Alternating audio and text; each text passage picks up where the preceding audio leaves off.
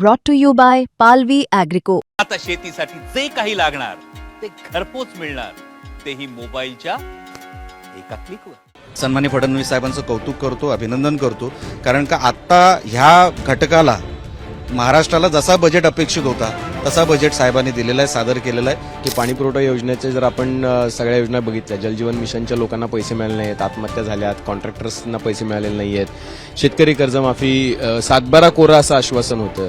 तुम्हाला कुठल्या अशा योजना वाटतात की ज्याच्यामुळं खूप मोठा दिलासा मिळेल? माफी आणि कर्जमुक्ती यातलं अंतर राहिलं, 2 लाखापर्यंतची कर्जमाफी होणार आहे, सातबारा नाही कोरा। बघा, आपल्या ग्रामीण भागात म्हण आहे की अंतरून बघून पाय पसरत, आपलं अंतरून जरा जास्त काय आपले पाय त्याच्या खाली गेले असं नाही सादर केला। त्याचे काही प्रति माझ्या हातामध्ये आहेत। जवळपास 1.5 लाख कोटीची राजकोषीय तूट आहे आणि 40,000 कोटीचा तुटीचा अर्थसंकल्प मांडलेला आहे। सरकारच्या अर्थसंकल्पाबद्दलचं तुमचं पहिलं मत काय? आपण जो उल्लेख केला, कुठल्याही आपण बजेटमध्ये जर आपण अभ्यास केला तर फिस्कल डेफिसिट, रेव्हेन्यू डेफिसिट आणि फायनान्शियल डेट ह्या 3 गोष्टी आपण बघतो, ज्याचा उल्लेख आपण केला। ह्या फिस्कल डेफिसिट आपण मर्यादेच्या खाली आहोत, 3% खाली आहोत, रेव्हेन्यू डेफिसिट 1% पेक्षा आपण खाली आहोत, आणि जी फायनान्शियल डेटचा जसा उल्लेख आपण केला, आपण 18% आहोत। जर कुठलाही राज्य दिवाळखोरीत जायचं असेल, बँक्रप्सीमध्ये जायचं असेल तर त्याला किमान 28 ते 30% एवढं पर्सेंटेज रेशो लागतो। आपण त्याच्या खूप खाली आहोत, 18% आहोत। आपल्याला जो जीएसटीचा पैसा मिळतो, जो आपल्याला सेंट्रल टू स्टेट रेशो आपण जो मोजतो, आपण फेडरल स्ट्रक्चरमध्ये असल्यामुळे आपल्याला ते पैसे केंद्र सरकारातून मिळतात, म्हणून आपल्याला तो बोनस पैसा मिळतो। अशी ती आपण इन्कम, कॅपिटल आणि त्याच्यावरती जो एक्सपेंडिचरचा जो मार्ग काढतो तो असा काढतो।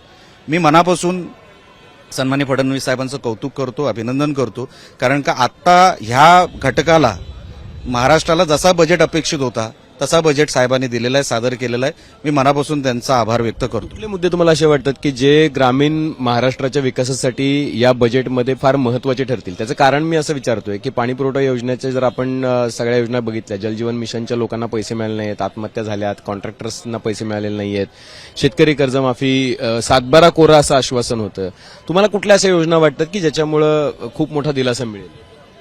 जसं मी तुम्हाला बोललो, ग्रामीण भागातला आमदार मी असल्यामुळे या सगळ्या ज्या योजना आहेत ते ग्रामीण भागातल्या, म्हणजे त्यांना न्याय देणाऱ्या योजना अधिक ॲलोकेशन मला असं दिसलं। या प्रायमरी जे काय मी प्रायमा फेसी बघितलं या बजेट मी ऐकला जो, त्याच्यामध्ये रस्ते असतील, पाणी असेल, त्याच्यामध्ये कर्जमाफीचा तर विषय आहेच, आमच्या कोकणामध्ये गडकिल्ल्यांचा विषय त्याच्यामध्ये घेण्यात आला, रोडचा विषय इन्फ्रास्ट्रक्चरमध्ये त्याचा घेण्यात आला, शक्तीपीठचा विषय त्याच्यामध्ये घेण्यात आला। म्हणजे कनेक्टिव्हिटी जी ग्रामीण भागाला जी मेन आम्ही कमी पडतो, त्या कनेक्टिव्हिटीसाठी भरीव पैसे या बजेटमध्ये दिसत आहेत। ते आता एकदा बजेट जेव्हा आम्ही डिटेलमध्ये अभ्यास करू त्याच्यामध्ये आम्हाला कळेलच प्रत्येक गोष्टीला किती ॲलोकेशन झालंय। माझं जसं म्हणणं आहे की प्रत्येक हेड खाली ॲलोकेशन झालेलं आहे। ग्रामीण भागाच्या जिल्हा वार्षिक योजनेमध्ये पण 1000 कोटींनी वाढ झाली आहे। मी जे काय ऐकलं ते 21,000 कोटीच्या वर जिल्हा वार्षिक योजना गेलेली आहे। कर्ज माफी आणि कर्जमुक्ती यातलं अंतर राहिलं, 2 लाखापर्यंतची कर्जमाफी होणार आहे, सातबारा नाही कोरा। बघा, जे 2 लाखापर्यंत आहेत त्यांचा सातबारा कोराच होणार आहे, लक्षात घ्या। आणि जे पात्र आहेत, आपल्याला पात्र अपात्र तो शोधावे लागतील, नाहीतर उगाच कोणाला तरी पैसे देऊन त्याच्यामध्ये चुकीच्या माणसांना कर्ज देऊन पण आपल्याला त्याच्यामध्ये जायचं नाहीये। त्याच्यामध्ये पात्र शोधावे लागते। आपण जसं मुंबईमध्ये SRA मध्ये घर देतो, पात्र अपात्र करतोच ना, आणि मगच घर देतो, तसंच पात्र जे शेतकरी आहेत त्यांना सरसकट त्याच्यामध्ये न्याय मिळणार आहे। आणि अशा अनेक ग्रामीण भागातल्या योजना, जसं मी सिंधुरत्न योजनेचा मी उल्लेख केला, 50 कोटीची प्रोव्हिजन मागच्या 3 वर्षामध्ये होती। या वर्षी आम्ही मागणी किमान 100 कोटीची केलेली आहे।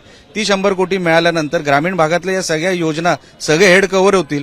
म्हणून मला जे वाटतं, मी अर्थ खात्याचा एक विद्यार्थी असल्यामुळे मला असं वाटतं, सगळ्या हेडला न्याय जेव्हा आपण देतो आणि फिस्कल डेफिसिट आणि रेव्हेन्यू डेफिसिट आणि फायनान्शियल डेट तिन्ही आपण नियंत्रणात जेव्हा ठेवतो तो एक यशस्वी बजेट असतो। आपल्या ग्रामीण भागात म्हण आहे की अंतरून बघून पाय पसरत, आपलं अंतरून जरा जास्त काय आपले पाय त्याच्या खाली गेले असं नाही साहेब, असं नाहीये। मी तुम्हाला सांगतो, आपण जेव्हा 10 लाख कोटीच्या उलाढालीकडे जातो, ती उलाढाल आहे म्हणून आपण जातो। आपण जेव्हा फिस्कल डेफिसिट लिमिटमध्ये ठेवलेलं आहे तर आपण पाय पसरवतोच आहे ना, आणि आपल्याला चादर पण पुरते आहे ना। कुठेही चादर कमी पडत नाही. उत्पन्नाचे मार्ग वाढताना दिसतात तुम्हाला? 100% याच्यामध्ये आता आपण वाढवण बंदर असेल, सगळे पोर्ट कव्हर होतील, त्याच्यामध्ये सगळी रहदारी कव्हर होईल, कनेक्टिव्हिटी कव्हर होईल, स्टार्टअप आपण देशामध्ये एक नंबरवर आहोत, आपण अनेक गोष्टींमध्ये देशामध्ये एक नंबरवर आहोत. जेव्हा हे सगळं आपण आटोक्यात, जेव्हा आपल्याला एक्सपेंडिचर प्लस त्याच्यासमोर इन्कम मिळतो ना, आपण 100% महाराष्ट्र देशामध्ये एक नंबर आहोत आणि इन्कम मध्ये पण एक नंबर आहोत. म्हणजे राज्य हे सुदृढ बालक स्पर्धेत पहिलं असं तुमचा दावा आहे? 100% आणि राहणार. चला, ठीक आहे. हे होते निलेश राणे, ज्यांनी सांगितलेलं आहे की राज्याची आर्थिक स्थिती उत्तम आहे. आपल्याला बघा, अर्थसंकल्प ही समजून घेण्यासाठी तशी वाटताना किचकट बाब वाटते, पण जर तुम्ही परिस्थिती पाहिलीत तर आत्ताच्या घडीला खूप मोठ्या प्रमाणावरती कंत्राटदारांची देणी थकलेली आहेत, खूप मोठ्या प्रमाणावरती शेतकरी स्ट्रेसमध्ये आहे आणि अशा परिस्थितीमध्ये आकडे जे आहेत ते आकडे कायम सुखावणारे आणि लोकांना एका पद्धतीनं समाधान देणारे असतात, पण प्रत्यक्ष परिस्थिती जी आहे ती तशी असतेच का, तर याचा विचार सुद्धा करायला हवा. कॅमेरामन साईसह अभिजित, मुंबईत.